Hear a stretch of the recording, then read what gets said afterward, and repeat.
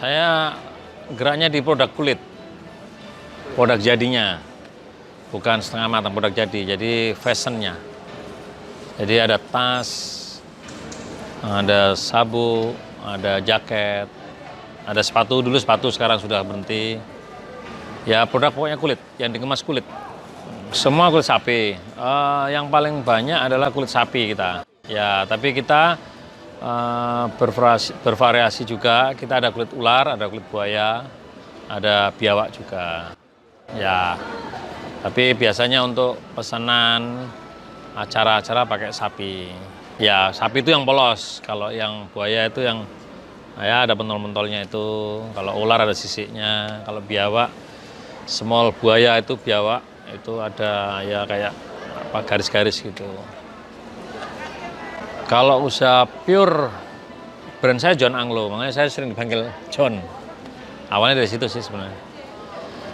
Saya bikin brand John Anglo itu kurang lebih 2014, 2015 lah kurang. Tapi basicnya memang saya dulunya ikut orang di perusahaan kulit, gitu aja. Makanya saya neruskan, Eman. Karena saya 11 tahun di perusahaan asing di penyamaan kulit, saya lanjutkan sekarang di produk jadinya. Ini karena passion aja, karena saya hobi. Jadi kita tularkan, kita coba masukkan ke dunia fashionnya. Sebenarnya 15 tahun totalnya. Saya ikut orang 15 tahun. Semua di perusahaan kulit saya 11 tahun. 10 apa 11 ya, kurang lebih segitulah. Saya sudah menikmati dunia yang sebenarnya, sama perusahaan dulu sudah diajak keliling ke mana-mana lah ke dunia, karena perusahaan asing kan, jadi sering, jadi sudah menikmatin ya karena mentok aja. Kalau orang Indonesia itu kan posisinya mentok, dia nggak bisa lanjut lagi, mau lanjut dia harus jadi expat di luar. Jadi kebetulan dalam bekerja saya suka bisnis, jadi istri saya wis jangan wong Jawa wis metu wae wis. Nah, tapi ya berat banget. Kan zona nyaman dah. Gaji lumayan, fasilitas ada, asuransi tinggal gesek. Semua sudah safe pokoknya. Saya mulai dari nol lagi.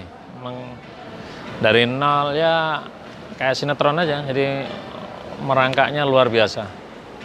Sampai tercetus nama John. Sebelumnya nggak John, namanya bukan John Anglo sebenarnya. Kulit. Dulu kerja sama teman-teman dari Eko. Saya juga belajar. Saya jahit kan nggak bisa langsung jadi. Saya orangnya mau belajar. Saya masuk ke kemana dulu ya awal-awalnya? Mau masuk ke Tanggulangin. Sentra kulit kan. Saya belajar sama tukang-tukang. Tapi seiringnya berjalan, dulu saya hanya jualan lembaran kulit. Tapi karena bukan passion saya mencoba ke produk jadi, ya saya belajar ke tukang-tukang tuh belajar. Saya rangkul, saya jadi mitra. Akhirnya saya saya punya karyawan sedikit. Sampai ketemu akhirnya, oh saya harus begini. Nah itu. Mulai dulu cuma 3 saya. Dari 2, 3, saya combine dengan teori saya di perusahaan, karena kebetulan saya dulu diproses, jadi saya punya anak buah lumayan banyak, jadi saya berusaha memaintain gimana caranya tidak menyusahkan saya. Jadi SDM itu bagaimana bersinergi, jadi SDM itu sebagai aset kalau saya tidak banyak sekarang, apalagi kena pandemi, jatuh lagi, hilang lagi sekarang. Saya cuma ada 4, tapi yang mitra saya banyak. Mitra itu konteksnya saya ada kerjaan, banyak membackup lah. Saya mau teman-teman yang freelance ke saya banyak. Jadi saya bermitra, walaupun saya sebagai pekerja saya juga mengangkat juga teman-teman pengrajin-pengrajin kulit itu. Sekarang saya lebih cenderung ke saya invest mesin, saya taruh di rumahnya si pengrajinnya itu. Satu, mengamankan, karena di dunia pengrajin itu juga ya biasa, kalau pengrajinnya sudah pinter, banyak yang menarik. Nah, kalau di rumah kan aman. Kesulitannya pasti pemasaran. Orang mau beli produk kayak ini, siapa mau beli? Nggak mungkin ada yang beli. Pandemi satu, siapa yang mau beli? Lebih baik untuk makan, itu satu. Kedua, untungnya produk ini nggak basi. Jadi saya berpikir pasti ada titik habisnya lah pandemi ini. Jadi di saat kita stay hanya 3 bulan, 4 bulan, saya off, tapi habis itu saya bangkit. Saya terjang itu pandemi. Saya keluar dari Surabaya. Saya ke Jawa Tengah, ke Jogja, Solo, terus habis itu ke Jakarta. Itu sampai hampir setahun itu. Selama pandemi saya tambah di Surabaya. Dalam rangka cari duit dong, cari orderan. Tapi orderan kan sulit karena saya kebetulan kan cari mitra dengan kantor untuk bikin merchandise. Karena kantornya waktu itu juga pandemi, WFH, jadi nggak bisa. Jadi yang bisa saya lakukan adalah jual retail. Jual retail adalah jemput bola. Karena waktu itu saya sudah coba di online. Online saya berhasil, tapi bukan retailnya yang berhasil. Lebih ke service, ke jasa. Jasa saya banyak. Nah, kalau retail kan kita butuh cash flow, jadi ya harus jemput bola. Jemput bola itu dalam arti ya ikut-ikut exhibition, keliling Jakarta. Jadi kita punya beberapa kelompok yang berani menerjang badai pandemi itu.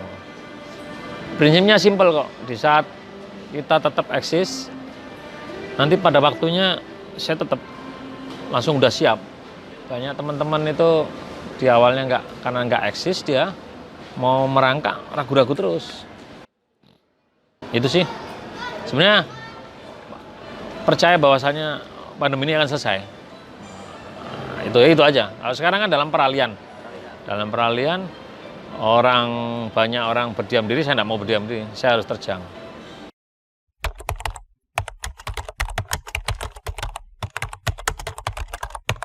Ya, kecil gantungan kunci ada, mulai besar handbag, tas, jaket kulit ada. Cuma orang sekarang beli jaket kulit hampir 2 tahun ini tidak ada yang pesan. Kalau barang-barang kecil masih banyak, orang-orang servis masih banyak. Jadi lebih mensyukurin nikmat yang telah diberikan. Itu satu. Kedua, memberikan walaupun kita susah, kita juga harus mikirin teman-teman yang bekerja pada kita. Dia kan juga punya anak istri. Jadi tetap kita harus eksis. Karena saya ujung tombak untuk marketing. Laris ya lebih ke tas-tas kecil. Ya itu baru dibuka kemarin. Nah, rezekinya muncul ya sebelum tahun baru itu. Wah, kantor dibuka, level turun jadi 1. Yang siap itu yang siap perang. Jadi itu saya ketolong di situ. Jadi di saat ada virus Delta muncul, sempat turun lagi. Habis itu pas posisi masuk ke mendekati tahun baru itu 3-4 bulan, nah itu mulai bangkit. Kantor juga mulai bangkit. Jadi hidup saya berdasarkan kantor sebenarnya, perusahaan. Kalau perusahaannya tutup, saya nyari orderannya susah. Nah, itu. Di Rungkut saya, di Medokan Asri Barat, di depannya kampus UPN, dekat Juanda. Ya, saya nggak fokus waktu itu, karena katanya orang tuh awalnya nyoba, saya bisa, ditawarin, ditantang, nyoba lagi bisa. Sebenarnya buat pebisnis nggak baik ini. Akhirnya saya menguasai semua. Kadang-kadang kita nggak bisa menolak. Ada ini, akhirnya karena saya bisa menguasai, akhirnya ya orderan di saat ini sepi, muncul yang ini. Di saat ini sepi, muncul. ya jam terbang lah.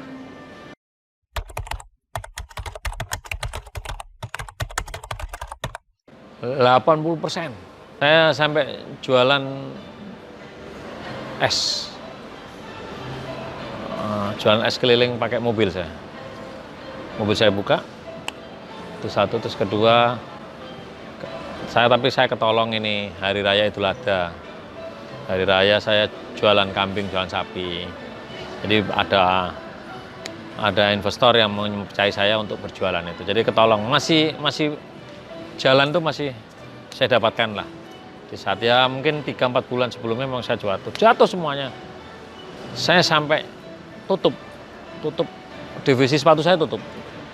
Saya nggak operasi, sampai nggak produksi sepatu, saya jual, mesinnya saya jual, terus habis itu pegawai saya ada yang meninggal juga karena COVID.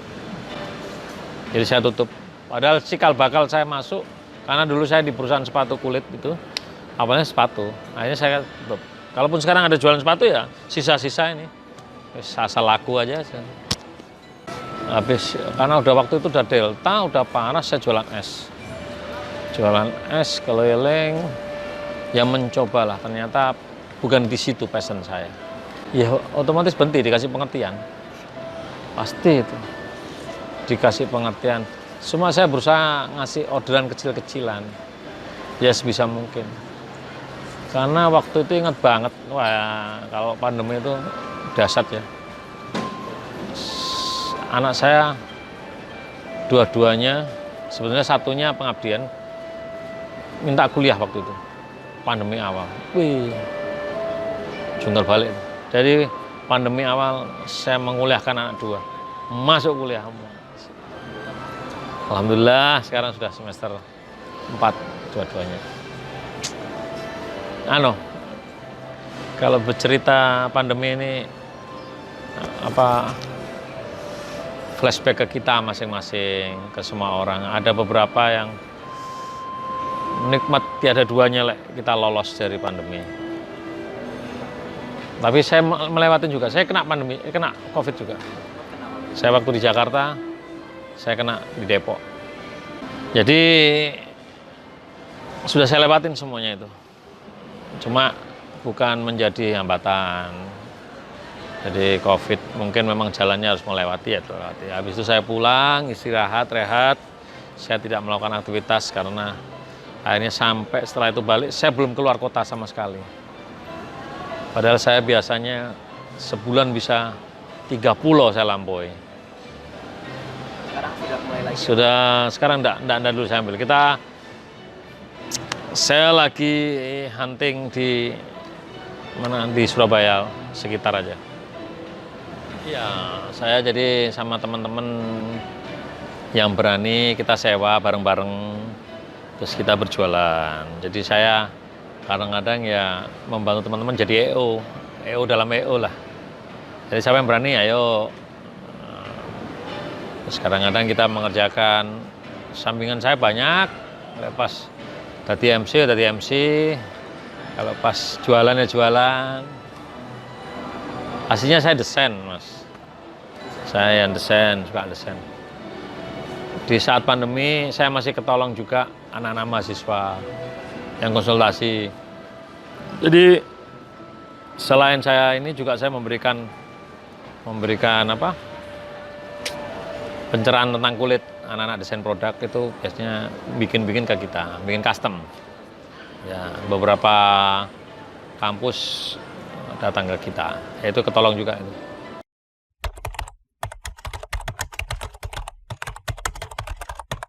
Iya, saya ini ya itu satu, karena saya menguasai semua, nggak fokus.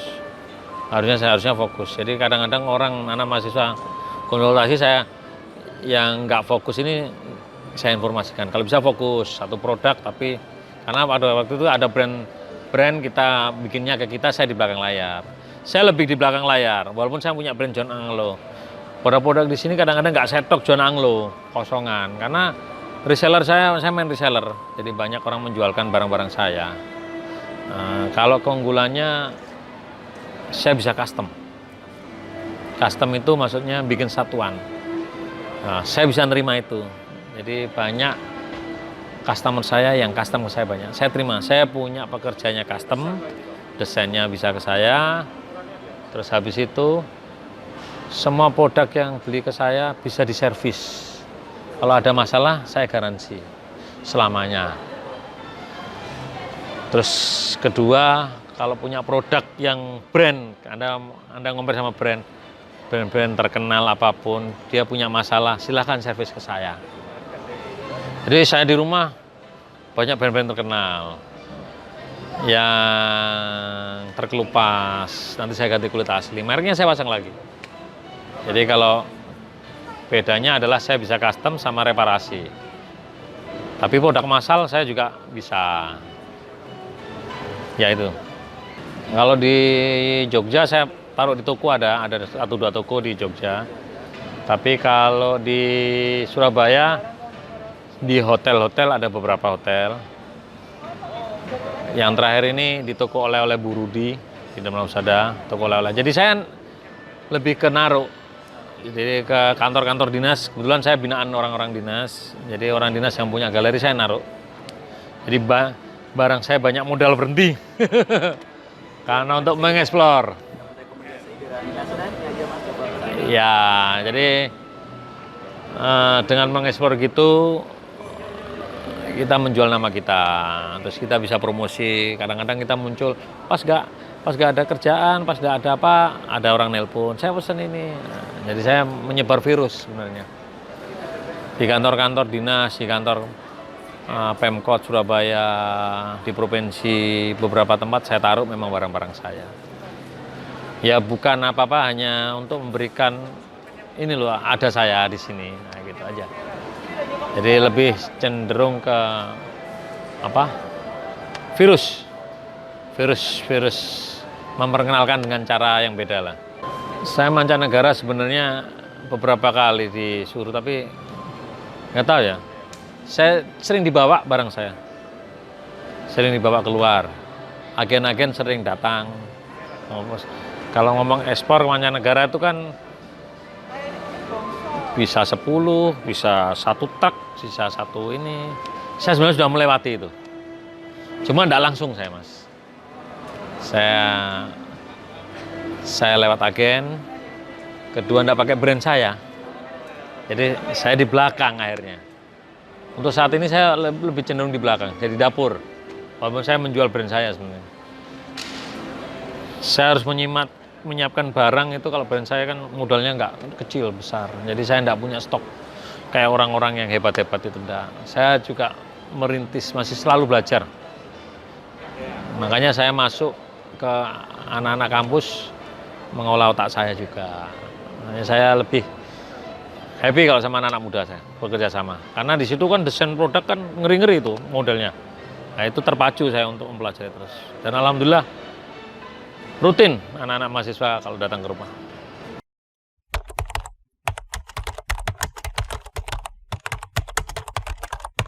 Niat. Apalagi kalau ada investor, boleh tambah niat lagi. Ya. Kan kita ini modal pas-pasan.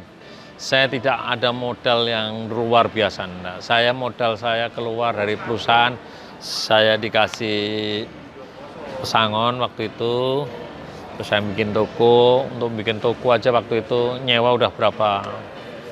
Jadi modal saya enggak banyak. Jadi saya hitungannya sekarang ya berputar. Ya wes, ada kekuatan kita putar, tidak ada kekuatan ya kita berhenti. Segitu aja. John Anglo ya, saya sampai disebut nama John. Nama sekarang John, kan nge-brand sendiri. Itu. Di lokal kita teman-teman sudah banyak tahu. Cuma memang untuk nge-brand saya naruh-naruh itu, ya itu. Karena saya tidak punya kekuatan untuk produksi banyak. Walaupun saya kalau pesanan banyak saya. Kadang-kadang 1.000 satu bulan saya bisa bikin tas. 300 seminggu saya bisa. Kalau produksi untuk pesanan saya banyak, tapi kalau untuk stok saya tidak punya kekuatan. Itu. Ya pesannya banyak. Kalaupun ada exhibition pameran, makanya saya di medsos saya barang saya nggak banyak, nggak berani karena apa? Setiap diundang exhibition saya harus mengeluarkan banyak kan. Belum lagi naruh ke toko-toko. Naruh ke toko kan barang berhenti. Satu naruh toko berapa sudah. Jadi saya tidak ada kekuatan di situ sebenarnya. Cuma saya tidak patah semangat. Mungkin jalannya masih ini ya. Belum masuk ke bebas. Saya kalau di kantor-kantor, walaupun di Kalimantan, Sulawesi beberapa banyak yang repeat order untuk perusahaannya. Mau bikin apa aja saya bantu. Saya sih simple aja. Yang penting bersyukur dulu. Pandemi ini, quote saya mesti sekarang bersyukur tanpa batas. Jadi syukurin dulu. Karena situasi ya sekarang.